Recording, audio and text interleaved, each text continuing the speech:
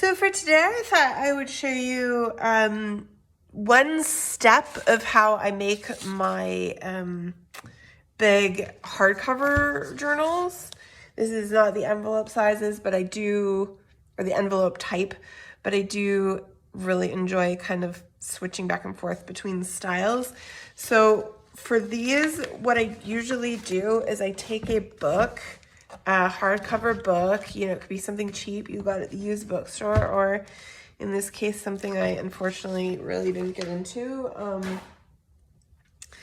And I'm just gonna take the pages out, and so that I can use the covers separately, and I might use the pages still for various things, but for now, really what I want is the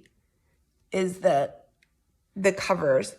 So I'm trying to make sure that you can kind of see here that there's this edge in here.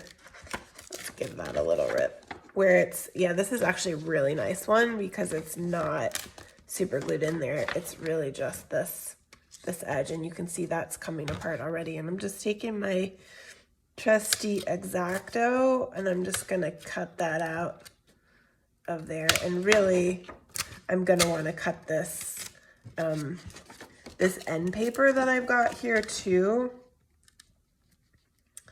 But I think since this is coming apart so nicely, I'm just gonna slip this in there. And this is actually an idea that I got from Pam at the Paper Outpost, who I love. I used to make my own, actually, I'm not sure if it was Pam. I used to make my own covers all the time out of bookboard. And that's a lot more work. This is pretty great if you have books on hand already that you don't want to save.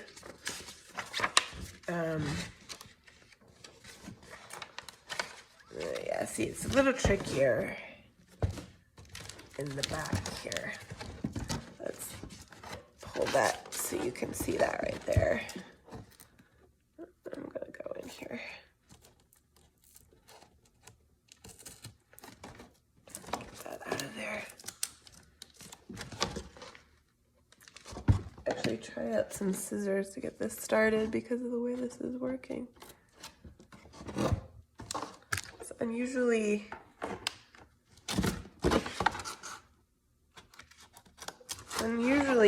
made here. It's usually more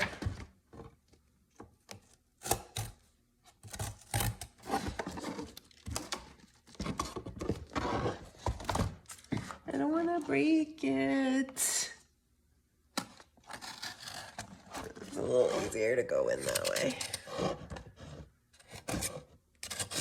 There we go. Pages,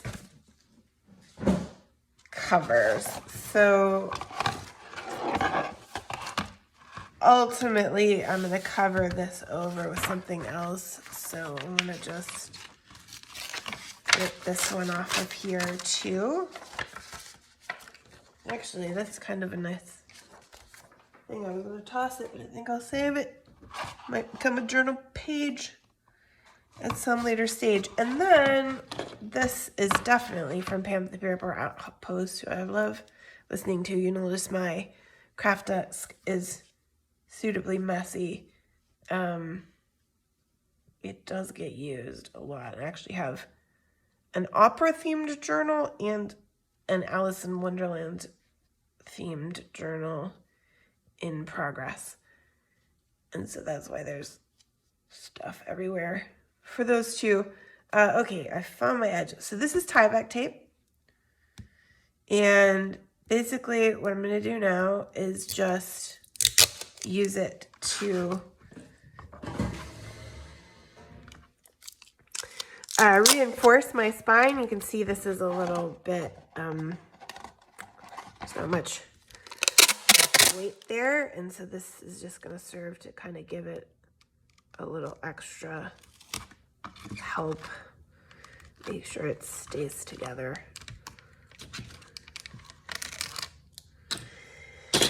And everything will get covered over here. So I think I'm actually just gonna do, this is a big chunky book. So, you know, for me with these big chunky books, I do like to really, really fill them up. So I wanna make sure I have a good solid spine for this. It's gonna have to hold a lot. So that's it for prepping covers. I might actually go a little further with the tie-back tape, but I am gonna very likely put book cloth over this spine too, which will also go a ways toward reinforcing it more. And then what I'll do is I'll use this, I'll create a new spine out of book board to put in here, cover that over, and that'll be where I sew my pages into. So when I get to that, I'll film that as well and show you guys how that whole process works. Thanks for watching.